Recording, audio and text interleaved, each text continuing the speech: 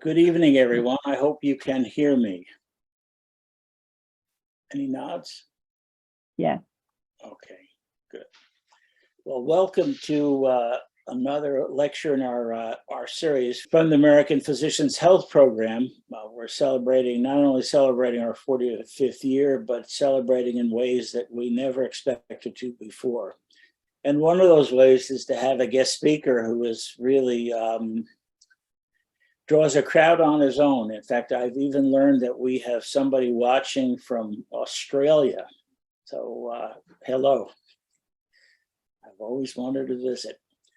Anyway, Dr. Greg Hobelmann is our speaker today, and he's going to talk about stigma, the breadth of problems and how to minimize it in the treatment, support, and care.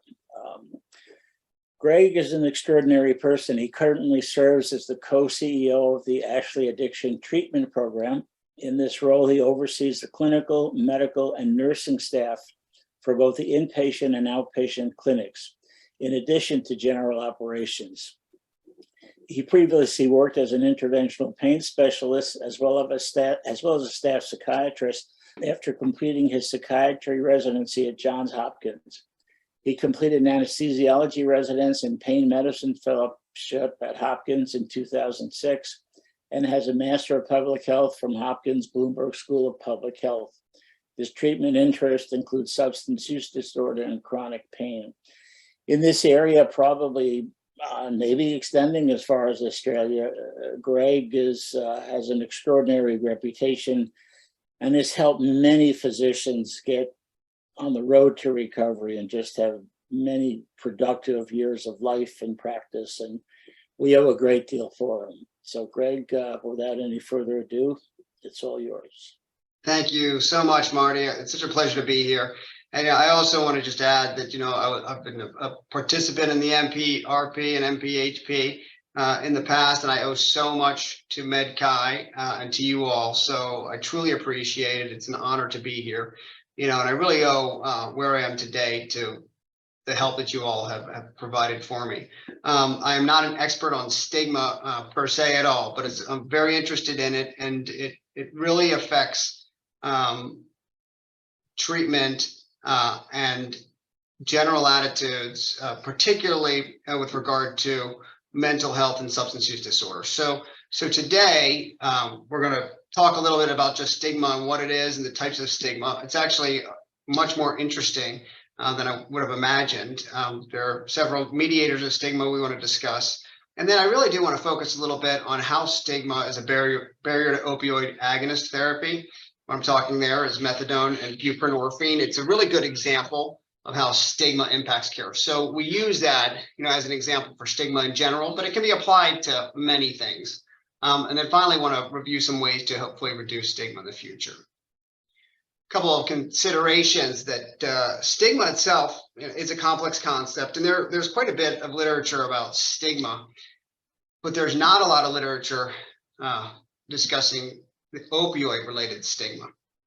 So that is coming from a variety of sources, but it's not necessarily in the literature as we're used to it. I also understand that we have a wide variety of people and experiences that are listening to this. The audience is broad, so excuse me if this is too narrow or too broad, but please understand it's a wide audience. There is a difference between the stigma associated with illicit substances and medically sanctioned opioids, just to note that, and that's in the socio-political context of opioid consumption, how opioids are used. And then I just love this quote. It's from Paul Early, he's a former president of ASAM, and he really describes what we would like, which is we will continue to advocate for policies that shatter the stigma and discrimination surrounding addiction, expand access to evidence-based care for individuals who are incarcerated or otherwise marginalized, and remove the structural barriers that prevent many Americans from accessing quality addiction treatment. And that really sums it up very well. If we can achieve those things in the next couple of decades, we'll have come very far. So what is stigma itself? This is pure definition. It's a mark of disgrace against associated with a particular circumstance, quality, or person. or a set of negative and often unfair beliefs that a society or a group of people have about something. And the key thing is that this inspires discrimination, and the discrimination is the behavior or the action associated with stigma, and that's what causes the problems. Of note, substance use disorder is the #1 stigmatized health condition, and I think that would be as expected, but it certainly is. Now, when we think about the different types of stigma, we can think about them in really 3 broad categories. That's structural stigma, interpersonal stigma, and intrapersonal stigma. And they're different. Structural stigma is talking about the larger discriminatory social structures that exist, including policies, legislation, and so forth. Interpersonal stigma is the stigma really person to person or group to group. And that just is the information, the misinformation that creates bad feelings from one group towards another. And again, that results in discriminatory practices or prejudice. And then intrapersonal stigma, which is self-stigma. We're going to discuss that a little bit more in depth because it's really important to understand how stigma is internalized and what effects that can ultimately have and barriers to treatment. So there are lots of types of stigma, but I want to review a couple of them. So one is the public stigma. We already kind of discussed that. It's the set of negative attitudes and beliefs that people have about mental illness or substance use disorder. And we're just talking about it in those terms right now, but it can also, of course, refer to a variety of other things. And the problem is that these are the things that motivate individuals to fear, reject, avoid, and discriminate against the people. Now, enacted stigma is just that behavioral manifestation or the discrimination. Anticipated stigma is really interesting. So it's awareness of stigma if the stigmatized identity becomes known. So with regard to substance use disorders, you think about it in terms of, I don't want to be labeled, or I don't want to label myself as an alcoholic because once I do, there's a stigma attached. So I'm going to ignore that label because it is stigmatized. I'm not going to get treatment. I'm going to remain sick. And you can see where that could be a barrier to treatment. Internalized stigma is the self-stigma. So that's the cognitive and emotional absorption of the negative stereotypes. Like I said, we'll talk about that a little bit more. Courtesy stigma is interesting. So courtesy stigma is the stigma associated with family and friends. So it's the shame that a wife feels when her husband has a substance use disorder, or vice versa, or a mother or a father feels when their child has a substance use disorder. Very, very real. It's why my mother couldn't talk about me at the bridge table for a period of time. And then structural stigma, as noted, this is just the laws, the policies, the practices that result in unfair treatment. And the key piece here is that it results in unfair treatment. So what is stigma influence? It really influences everything. I mean, it influences things from top to bottom. So in general, it's everyday attitudes, but it's also the way we set agendas, the way we make policies. Policies aren't necessarily based on evidence. They're based on, there's a lot of stigma that goes into creating policies. It influences how we finance care and how we distribute the access to care, and then, of course, the delivery to care. These are just a few things in the mental health system and in the substance use disorder treatment field. And when we look at the cycle of drug-related stigma, we kind of run through it. So someone is labelized, creates a label with stigma. And just to note, if you look at substance use disorder, it has changed over time. It wasn't always stigmatized like it is today. And so whether it's substance use disorder or a depressive disorder or bipolar disorder, there are waves in time, depending on what's happening sociopolitically, that will change how these things are stigmatized. But once something is stigmatized, then there's created a stereotype or a label, and that label is then placed on a group of people or a person. That person then has expectation and roles, not only the expectation and roles of themselves, but the expectations that society has put on them. This does limit opportunities. And a great example of that is that, and we'll discuss more how this came to be, but in the criminal justice system, a large number of people have been incarcerated for nonviolent drug offenses. They come out, they're now labeled a criminal. It limits their opportunities, which then internalizes and reinforces that stigma, and the cycle continues. With regard to self-stigma, it's really important, and I think that it's less discussed and less well understood in general. So it's worthwhile taking some time to discuss it. So what happens with self-stigma is there's now a stereotype that's created because of the stigma, and that when a person then identifies with that stereotype, that becomes part of their identity. Stereotypes by nature are negative, or at least stigmatized stereotypes are negative by definition. And then that person will then, who has identified with that stereotype, interprets themselves as a failure in some way. And that leads to changes in their behavior where they're not living up to the normative standards, not only their own normative standards, but the normative standards set by society. And this results in shame. And that shame is then perpetuated. And the shame is what really keeps people from getting better, particularly with regard to substance use disorder and mental health disorders. So the results of that self-stigma are really important to understand. The person has a poor identity development because often what they're doing is their primary identity becomes that stereotype. So someone with a substance use disorder, say someone says, I'm an alcoholic, that becomes their primary identity. With that identity becomes a lower sense of self-esteem, the way they feel about themselves, and a lower sense of self-efficacy, which is what they're actually able to do. They then can have negative attitudes about treatment. They can have mistrust about providers. They can have negative beliefs about recovery, not only what recovery is, but the ability to achieve recovery.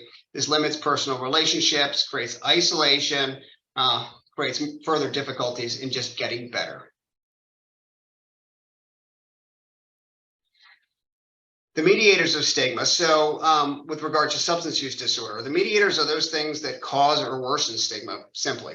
So one is there's an unclear ideology, and what we're talking about here is stigma a willful choice? And when we look at the history of substance use disorders and how they've been viewed, there's always been a question, is this a medical disorder, or is this a willful choice of people? And we do understand that a symptom of the disease itself is an inability to choose wisely or to control behavior.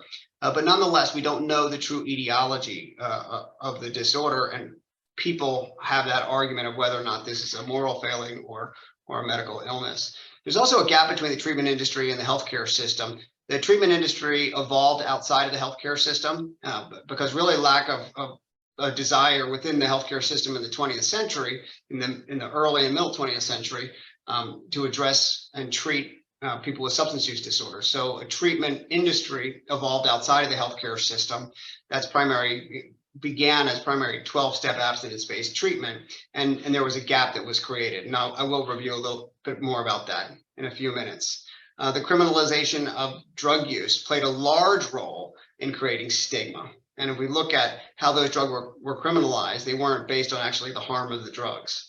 The justice system has been very reluctant to treat substance use disorders as a medical disorder to people who are incarcerated, and there's been a lot of discriminatory practices there. There's a resistance from mutual self-help organizations and some treatment facilities as well, and that creates further stigma. I mean, it's interesting that the field, both in the healthcare industry as well as in the substance use disorder treatment world or the rehab world, would create the stigma, but it really has been a mediator. And then the language that we use, and we see that across many things in today's day and age, but the language really does matter.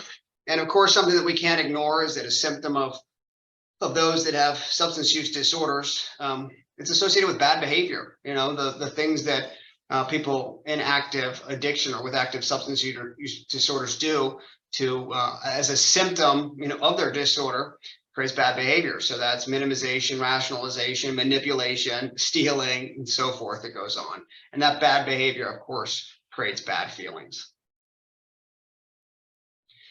So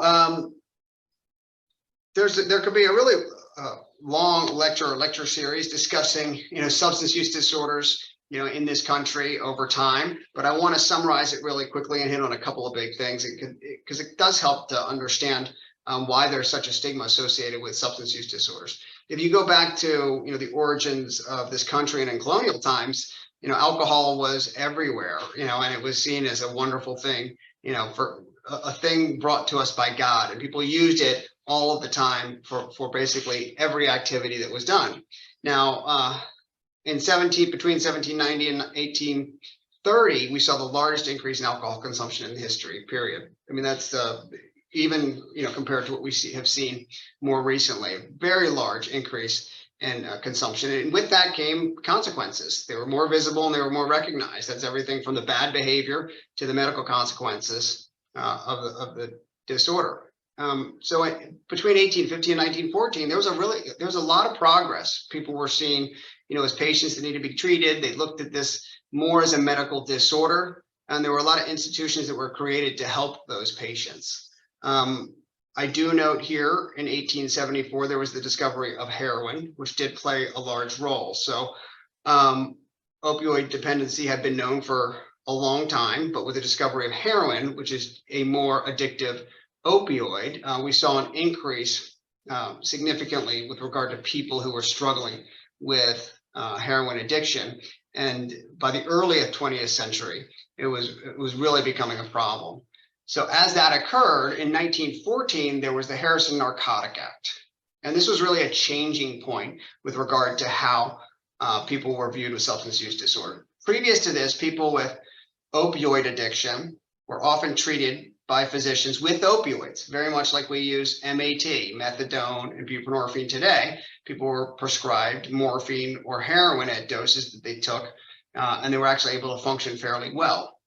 But as the increase in opioid addiction was occurring in the early 20th century, they saw it was problematic, so the Harrison Narcotic Act was passed. And this was a special tax on people who produce, import, manufacture, compound, deal in, dispense, sell, distribute, or give away opium or coca leaves, or any part of them for other purposes. So the way this was interpreted as that physicians could prescribe opioids or cocaine in the normal course of care, but not to treat addiction. So a number of physicians were actually were arrested for continuing to treat patients with opioids to treat their addiction. The medical profession very quickly learned not to supply opioids to patients with opioid use disorder, but of course people continued to use. The way this was enforced was as if a clear intent was to suppress drug use and addiction. The government decreed essentially that drug use was not a symptom of a disease, but of a criminal offense. And opioid use, of course, persisted as noted, but was now illegal and closely tied to criminal activity. So what we saw is that people who were patients, that were struggling with substance use disorder, who were patients, this was actually called soldier's disease at one point, very well recognized, and they were receiving help. Now we're seen as morally deficient. And with that came, a whole set of problems. Of course, there was the criminal element, quickly gravitated towards this, and it became, large problems with a variety of criminal practices. So in 1925, in the wake of the Harrison Narcotic Act, you saw a thriving black market opening up in New York. Between 1930 and 72, it was really dominated by gangsters, mobsters. And you saw opioid use in major cities predominantly, and associated with certain things. So in the 30s, it was the jazz scene in Harlem. In the 50s, it was the beatnik subculture. In the 60s, it was Vietnam. And then in 1973, the President Nixon created the DEA, and he declared, the war on drugs, and that drug abuse is public enemy #1. So that was the official start of the war on drugs. But if you really look back, the war on drugs started well before that, around the time of the Harrison Narcotic Act. Now we've seen this resurgence in opioid use disorder that you are very familiar with.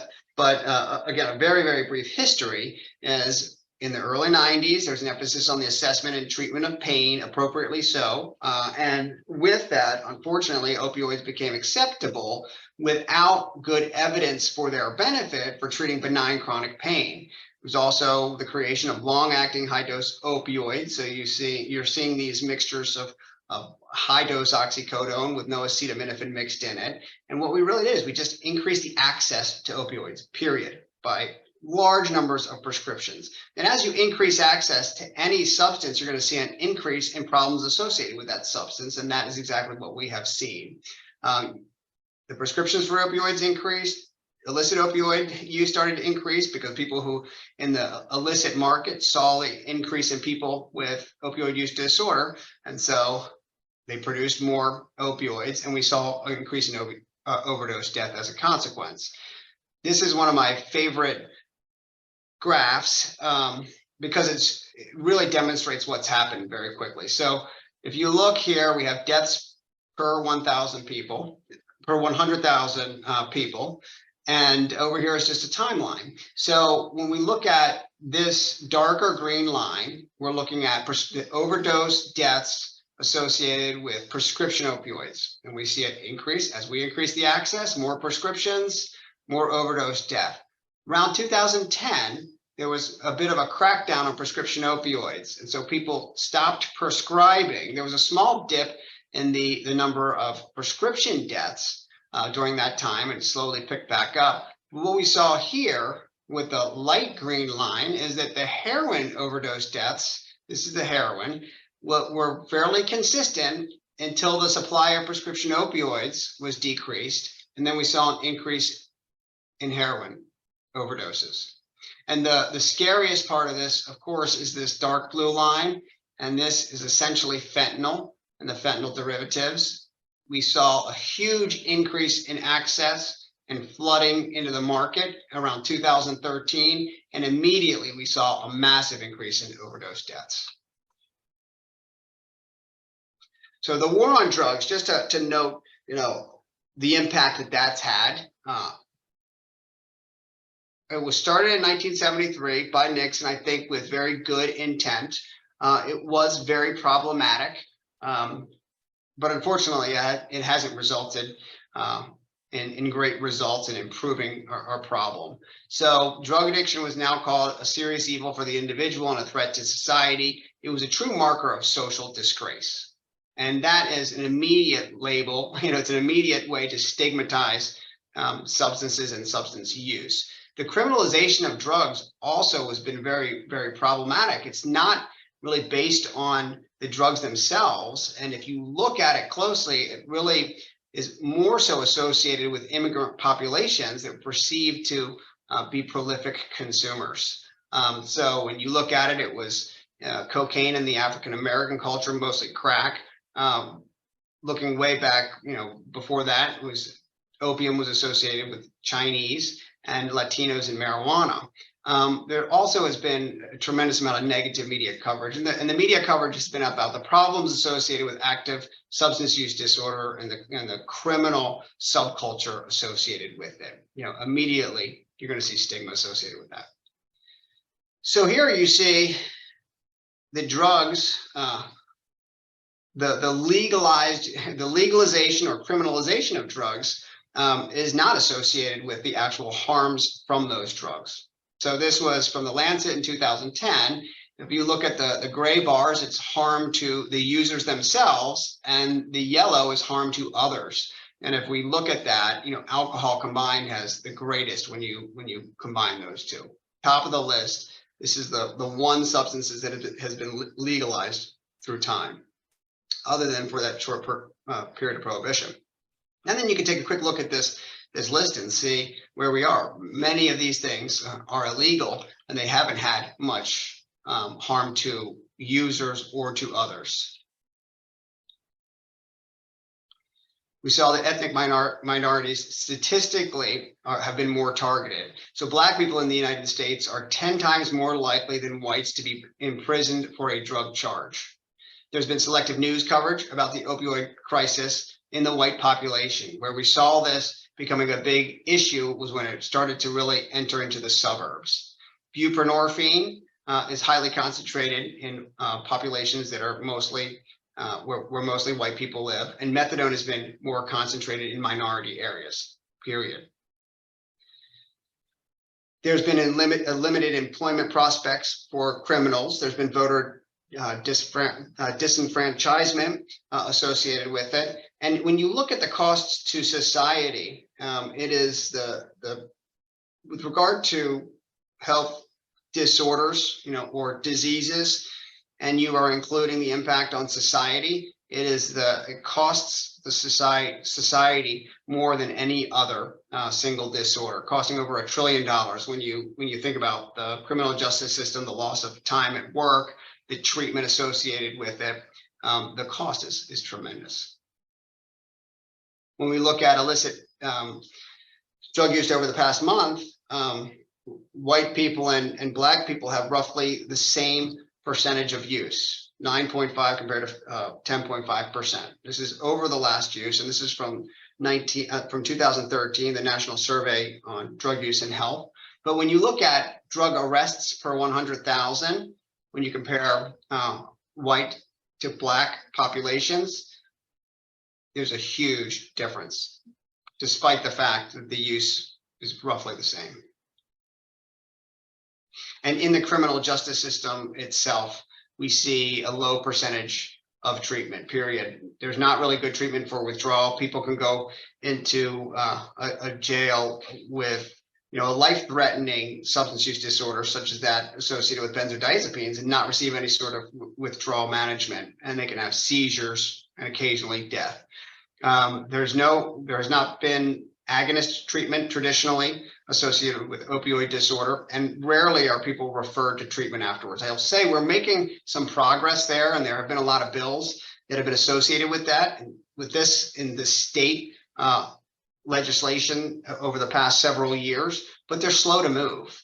When we look at release without a link to aftercare, the increased risk of overdose is 129 times increased. And you see a huge increase in recidivism, return to use. And then we have, of course, increased criminal and healthcare costs associated with it. If we look at the federal prison population, this is from 1925 to 1913, what we see is the population, the criminal population, the prison population increases along with the rise in population from around 1925 to 1972. Right here is where the war on drugs started. And when you look at this population, over 50% have been incarcerated for non-violent drug offenses. When we look at where we were in the early 20th century, and I want to compare that in the next slide to where we are today. So in the early 20th century, addiction, or what they called inebriety at the time, was clearly recognized as a problem, but the etiology was unclear. Again, was this a moral failing, a medical illness, a physical illness, or poisoning, a psychological illness? Just don't quite know. The best treatment modalities weren't known, but they were trying a variety of diverse treatments. So they were looking into this, and there were a lot of different types of treatments that were around for a period of time that essentially dissolved in the later part of the 20th century. When we look today, what are the issues that still remain? Well, substance use disorder is clearly recognized as a problem, as it was then, but the etiology still remains unclear. I think many people will recognize that there is a medical component to this, and there's a disease component or a disorder component to it, but even within the medical world, we have discussions about what exactly is going on. And certainly there's a large contingent that still believes that it's simply a moral failing, and why don't you just stop? The evidence-based treatment is emerging, but it's emerging slowly. And unfortunately, if you look at, again, the way the treatment has evolved over time, because it was outside of the healthcare system, we haven't really seen the good outcome data associated with it. We're starting to get that now, but we haven't traditionally seen it. And then diverse treatment facilities still continue to thrive, and that's where we're looking at agonist-based therapy, harm reduction services, abstinence-based treatment. So we've seen this divergence in these two fields. As I've stated several times, you have the healthcare system and then the treatment industry. The medical model largely, when we think about large medical institutions, academic medicine and stuff, it's pushing towards harm reduction. And harm reduction, what it is it's a set of practical strategies and ideas aimed at reducing negative consequences associated with substance use. So it's things like the needle exchange program, it's things like medications used for treatment, it's and so forth. But whatever we can be doing to reduce the harm, The treatment industry, what we think of as rehab, was largely abstinence-based for a long period. So it started with a 12-step approach. It has evolved over time through the Minnesota model into what we have today. But for a long period, until the past decade, in a lot of cases over the last 5 years, they were abstinence-based programs, which means, you come in, your success or failure is depending on whether or not you use a substance, period. That's the primary and only outcome.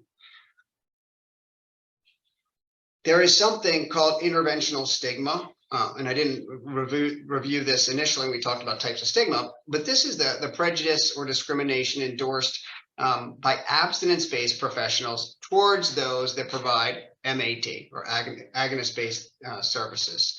And there have been stringent federal regulations.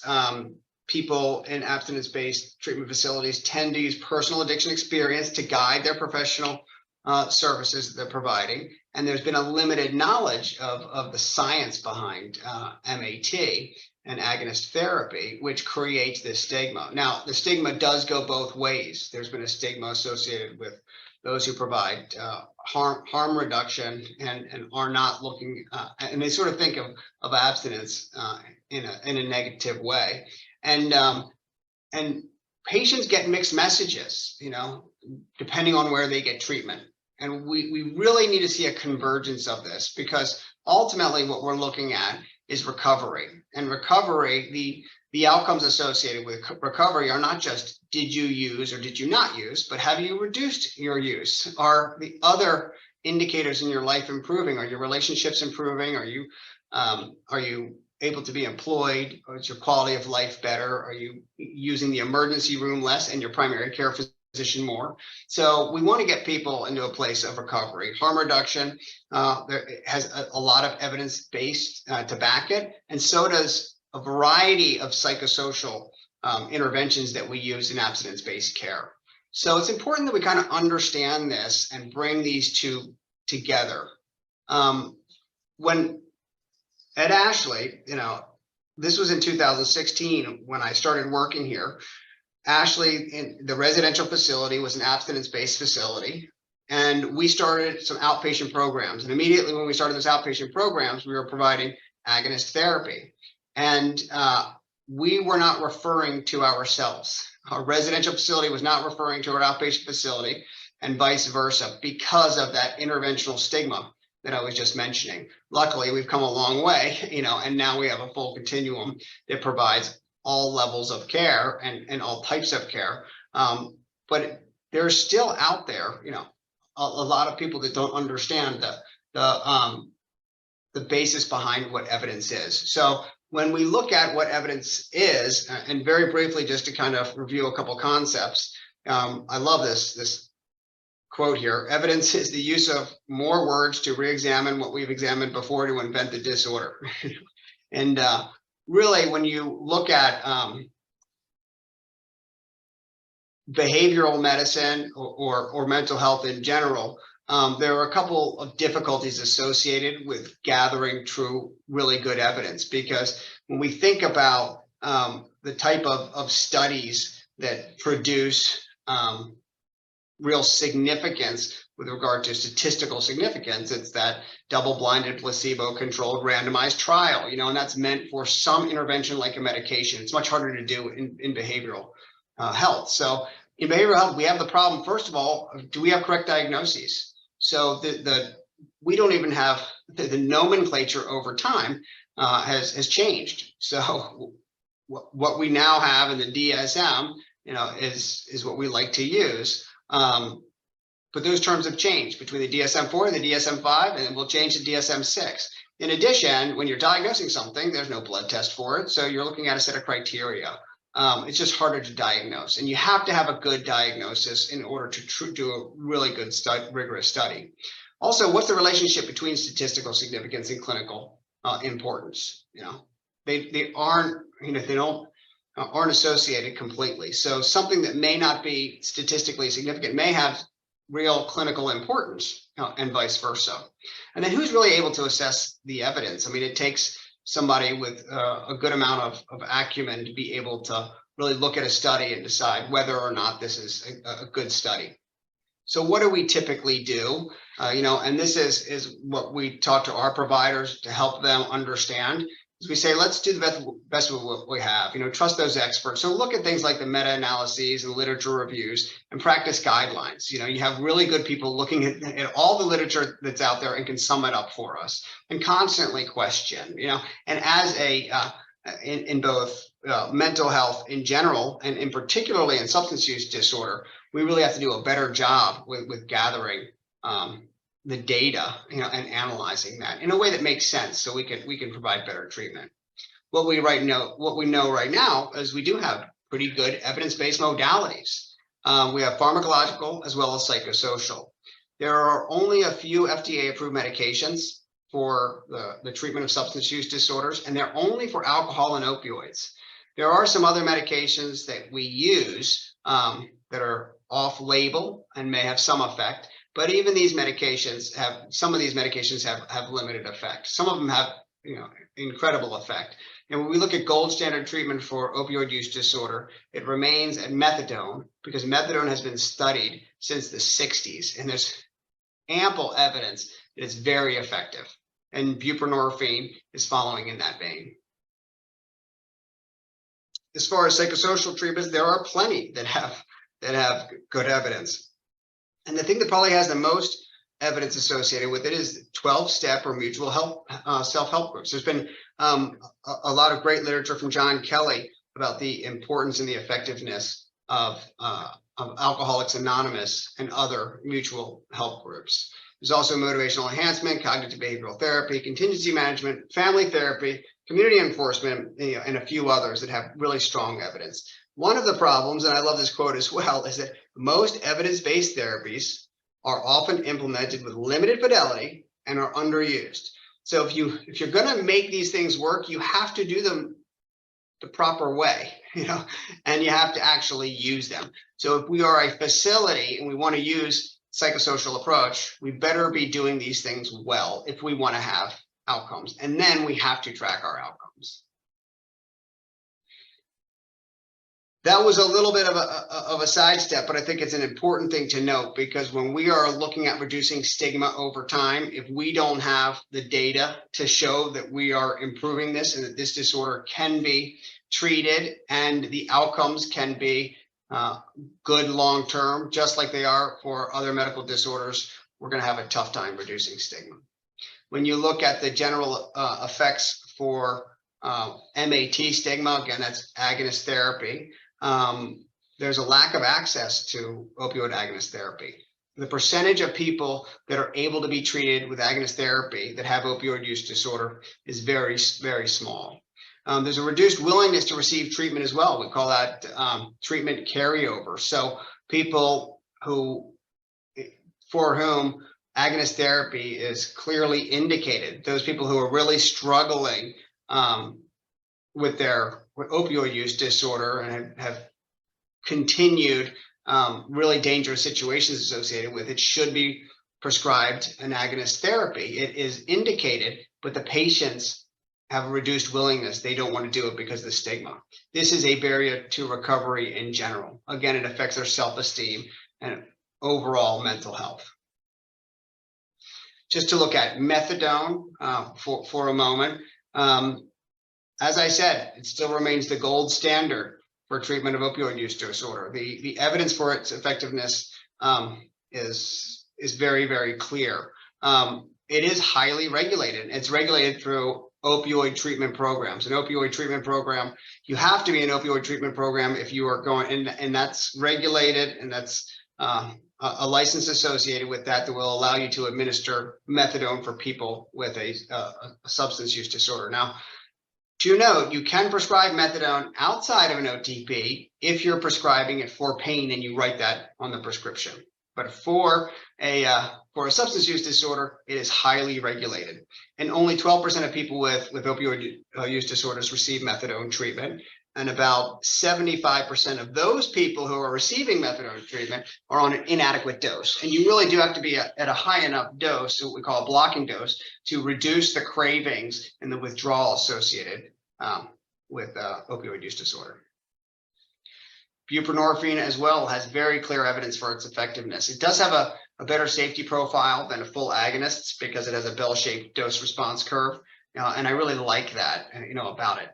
Previously, until just recently, it required an X waiver to prescribe it, which is really interesting. You can prescribe a full opioid agonist for essentially, a variety of conditions for anything you really wanted to. Of course, it's prescribed mostly for pain, but you needed an X waiver to prescribe buprenorphine, which again is a much safer medication.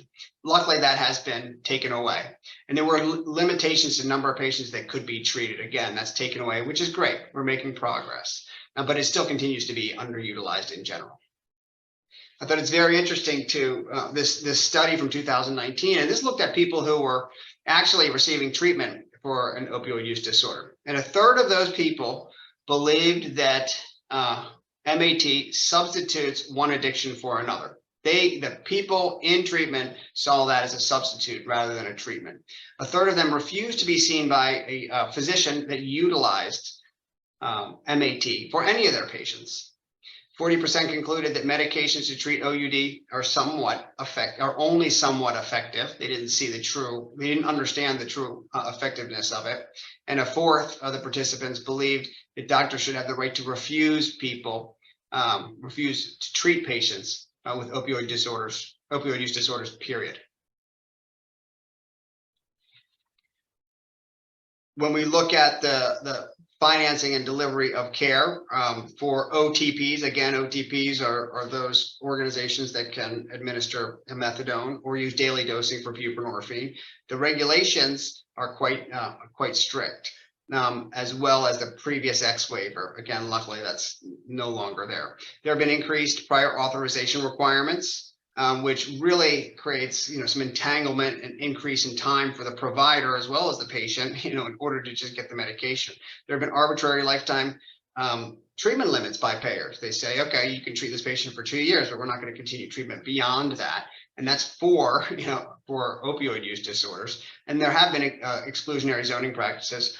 I went up to a town in New Jersey I was asked to come and just provide some education about MAT to a community. And it turns out that what was going on there is that the community did not want a methadone program, in their communities. They were using zoning laws to prohibit that. And I was asked, under kind of false pretenses, to come up and try to convince them as to the effectiveness of methadone. But really what that community was doing was using zoning practices to say, not in my neighborhood.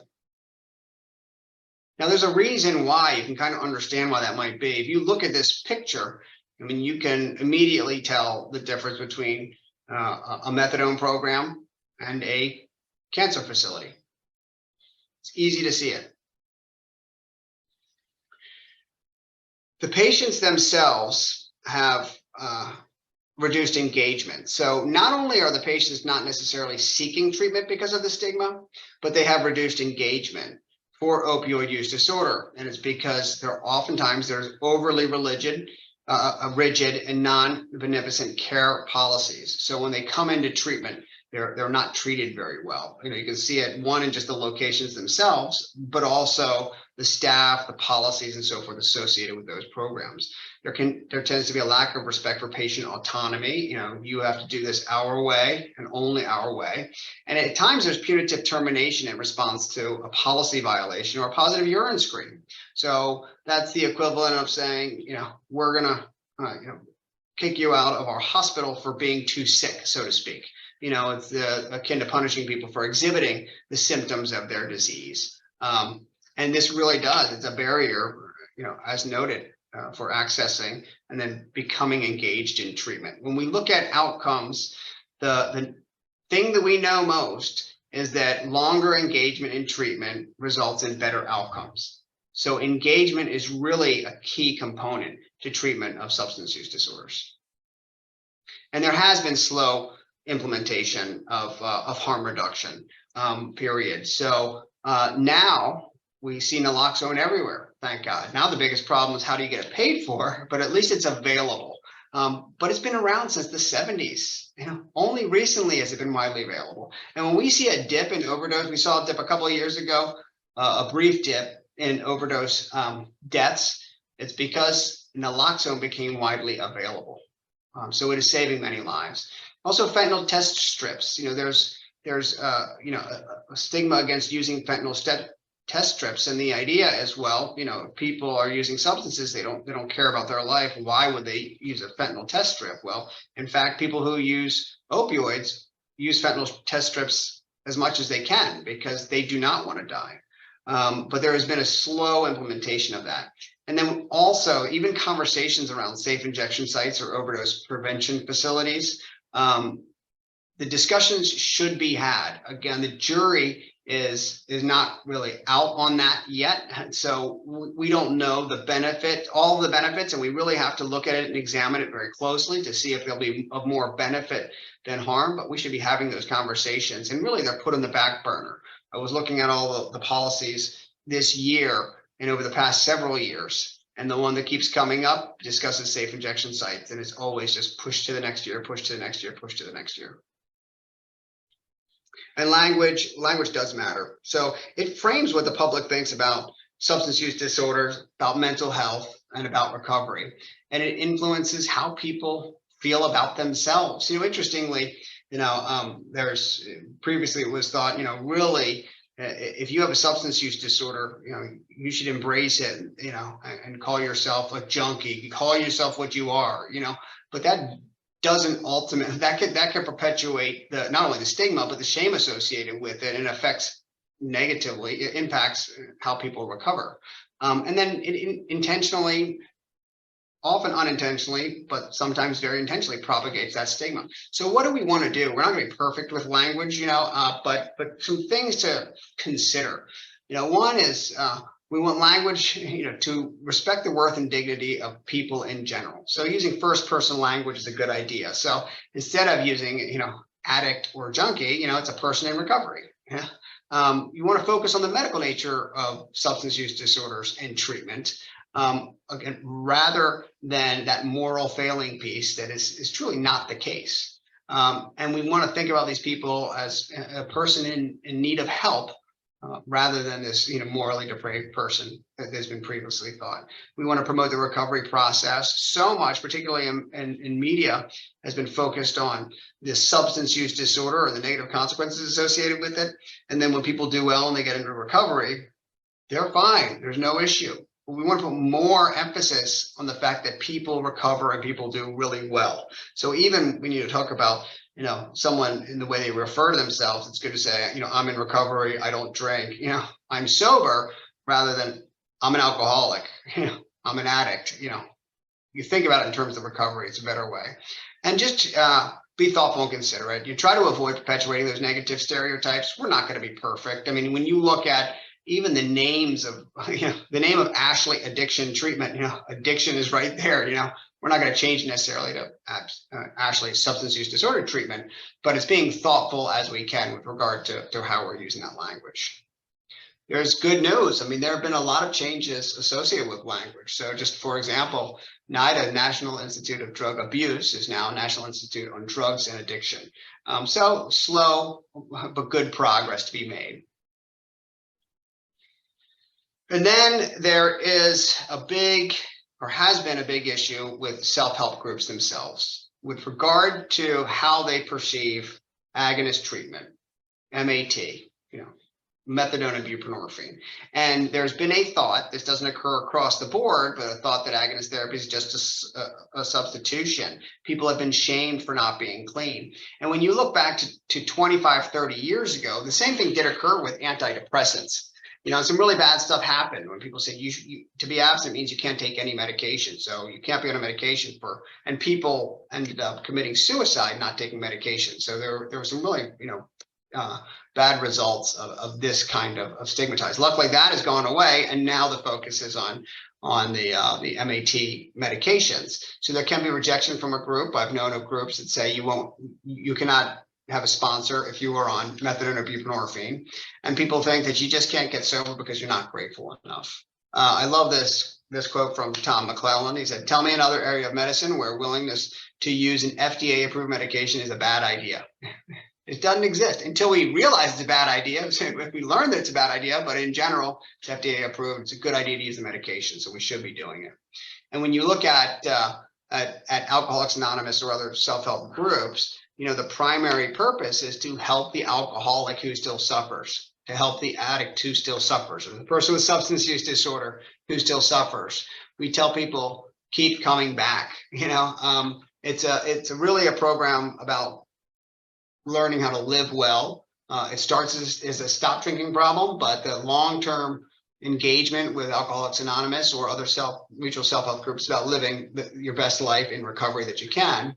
And in general, the idea is not to take inventory of others. You pay attention to yourself. You want to help other people as much as you can, but you pay attention to yourself first and foremost. And Bill Wilson, who was the one who started Alcoholics Anonymous in the 1930s, was more than willing to look at LSD as an aid. You know, he wanted to do everything he possibly could to help people get better.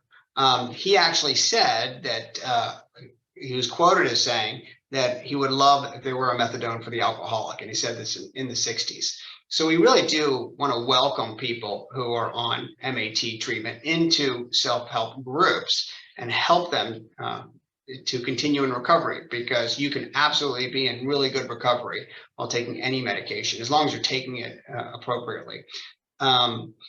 The people in 12-step programs also use plenty of mind or mood altering substances as prescribed by physicians. So we don't have this same the same way of thinking about it when someone's on a stimulant for ADHD, you know, potentially a benzodiazepine for an anxiety disorder or a panic disorder, or whatever it might be, a variety of sleep aids. So it seems to be really aimed at this particular type of treatment. And in a truly healthy 12-step group, it's not an issue, but there are plenty of groups out there where it is. This is just a quote from Bill Wilson. I added that in there because someone asked me, they didn't believe that he said that, but he clearly did say it. This is a great quote. "My son died from an overdose after 10 years of in and out treatment in a broken system. Sincerely, Robin." And she said, "Dear Stigma." She's blaming it on stigma. So we think about ways to progress. What are things that we can potentially do to help reduce stigma over time? One, we want to close that gap between the treatment industry and the healthcare field with a goal of recovery in mind. We want to reduce or eliminate a variety of regulations that make it difficult for people to access care and difficult for to engage in treatment. So we've done that with regard to an X waiver, but we have to look at OTP barriers as well. And we want to find a way to deliver methadone, for example, in a way that treats the patient with more dignity and respect. We want to invest in treatment and improve reimbursement. It is very difficult for treatment facilities to provide quality treatment and break even, period. With regard to policy, there are several things that would be really great if we did it. We want to eliminate criminalization. We want to reduce the prison population and treat those in the judicial system well. One, we want to reduce the number of people that are labeled a criminal, because that really impedes their ability to recover and continue with their life. And of course, within that, the judicial system itself, we want to make sure people are getting good treatment. Funds should be redirected from enforcement to some degree to treatment and research and so forth. And we have to work on true parity. Parity has been very, very poorly, I would say, if at all, enforced since it began. So we have to figure out a way to really make sure that parity is enforced. We have made progress, just to note. Won't go through these, but if you look at the last 50 years of addiction laws, there have been many of them. And it started, back in the 60s and has continued through today. So we are making progress. And as we make progress through this, we'll chip away at that stigma, but it's a very slow process. We do want to target special groups to educate and reduce that interventional stigma I spoke about. So things with having very good and robust curriculum committees in medical schools and counseling and variety of counseling schools, social work schools, to train people to know how to treat this. We don't only want it to be a specialized treatment. This has to be incorporated in all types of treatment that we're providing, because it exists across the full continuum of patients that you're going to see, period. That includes state licensing boards, educating law enforcement, and government officials. We do want policy to be based on evidence. It has not been that way. If you look at policy as it's been over the past 100 years even, it's not been based on evidence. We want to optimize the treatment setting, so stop marginalization of these populations, whether it's mental health or substance use disorder, and integrate it more into primary care. Primary care physicians have so much on their plate, but this is a really key important thing with regard to mental health and substance use disorder. Civil society organizations and activist initiatives are really important because they ultimately do influence the government response. In this case, we're talking about the opioid crisis and other substance use disorders, but across mental health disorders, period. They can really have strong influence. And then mount a large public health media campaign that focuses on recovery and remission. We saw the amazing things that can be done with a public health initiative. If you look at the reduction in people who smoke in 1960 compared to today, that's been largely done through public health campaign. And then we want to reduce self-stigma with regard to how we're treating individuals. We want to look at truly targeted types of interventions that will help with that. So group-based acceptance and commitment therapy is evidence-based. It works. Looking at vocational counseling, reducing the shame, creating enriched environments. All of these things are going to allow the people to recover, because the opposite of this is what promotes continued use, continued shame, continued recidivism. So we really want enriched environments for these folks that are trying to recover. And then the focus on recovery in general is really important. And this is a great slide. There are many of a variety of organizations that are working to truly reduce the stigma. And I think we're starting to make a dent in it, but we just have a long way to go. And when we think about recovery overall, and people that are outside of a treatment facility, there are a lot of services that are now coming to the surface, to help these folks. And through this, that the stigma is reduced, the shame is reduced, and allows people to recover, in a much better way. And our outcomes will be better because of it. There are a variety of references. There are just a few here that I have just for, if you want to take a look at them. And I went a little bit over, but I thank you. I know we started a little bit late. Well, thank you so much, Greg. That was so much great information. And I have to say, I especially like the fact that there's hope at the end. There's definitely things that we can do and that are in progress. We are pretty close to our end here, but if there are questions, I'd like for people to be able to ask them. I know Dr. Razinowitz does have a question. Marty, I think you can unmute yourself and go ahead and ask it. Okay, Greg, that was terrific. In fact, I wanted to make an announcement that this was so exhaustive, particularly about opiate addiction, that I think we can cancel the rest of the lecture series, because I think you've covered everything. If Margaret agrees with that. The thought I had is, if one looks at addiction as a disease, perhaps a neurological disease, not a psychiatric disease, and the cost is billions or trillions of dollars, and deaths and disability from people dying from drugs and being, brutalized to get money for drugs. If we were to just make drugs legal, I know this has been talked about for other things, but in history it sort of happened. But, it just seems to me that there are a finite number of people who would probably choose to be addicted because of their biology.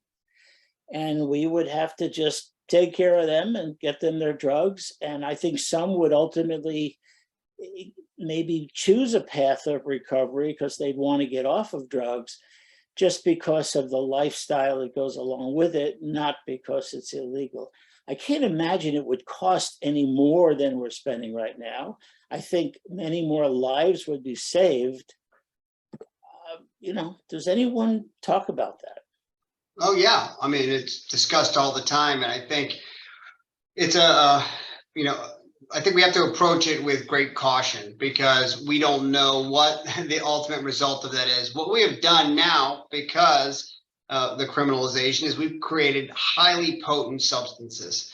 And one thing we know is if we create greater access, we are going to see the increase in substance use disorder associated with that substance. Now, it doesn't mean that that's going, the services that go into treating that, hopefully preventing that, are going to cost more. We probably would see a reduction in overall cost because of the criminal element, the justice system, incarceration and all of that. So if it was a pure dollars and cents thing, I think it would be a fairly easy, it would be an easier choice.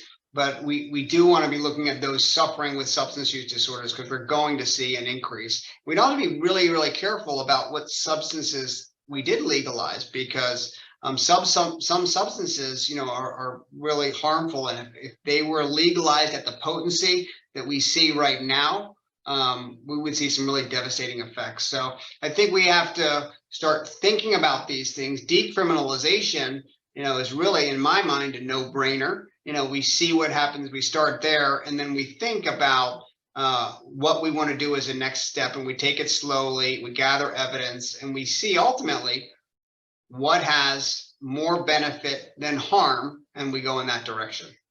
But you're bringing up a great point, Marty, and I think these things absolutely are discussed, and they've been done in other countries in other ways, but there's a lot that goes into it besides just sort of blanket legalization. I just think that most people who would be harmed would be those who, again, it's not a real choice because of their biology, but the people that would be harmed would be those who were addicted. And so many people, so many hundreds of thousands of people are just killed because of these drugs that have nothing to do with it. Maybe that would be eliminated. Yeah. All right, absolutely. I mean, good points. I don't think we have the answers right now. Thank you. We're dealing with substances that we've never seen before in history. Right. Of course, the question is, would we have less of those if it were legal? Yeah. Or more? Yeah, you wonder, right? Sure. So I believe we have another question. Dr. Sim, did you want to unmute yourself and ask your question? Sure. Hi. Hello. Can you hear me? Hi. Yes. Yeah. Okay.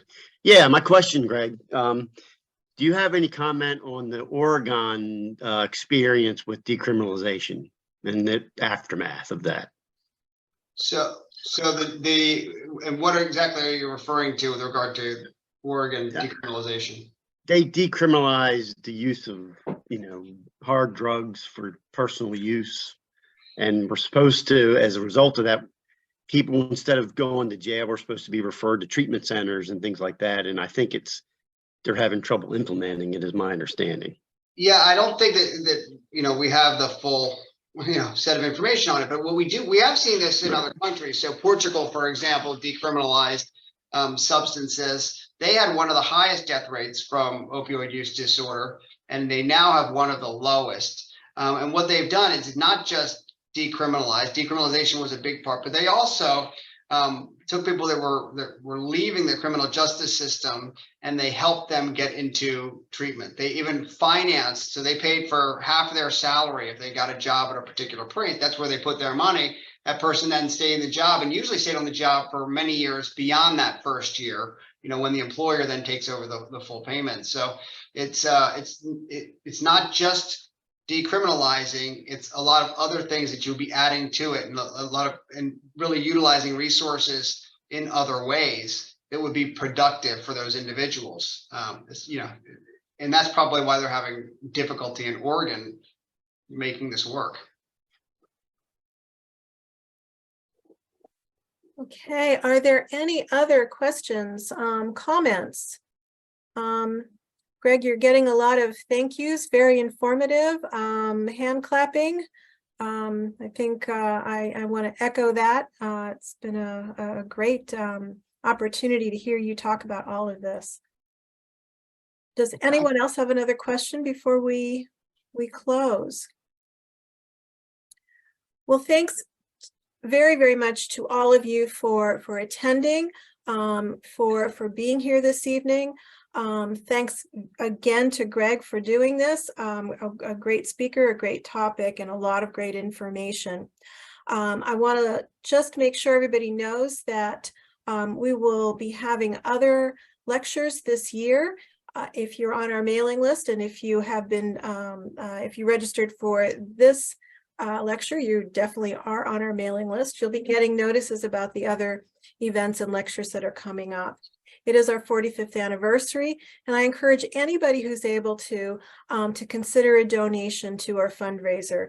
This helps us to continue our initiatives to assist doctors, physicians assistants, and other healthcare providers, and something that we're very passionate about, and something that I think is very helpful in reducing some of the issues and problems that Greg talked about this evening.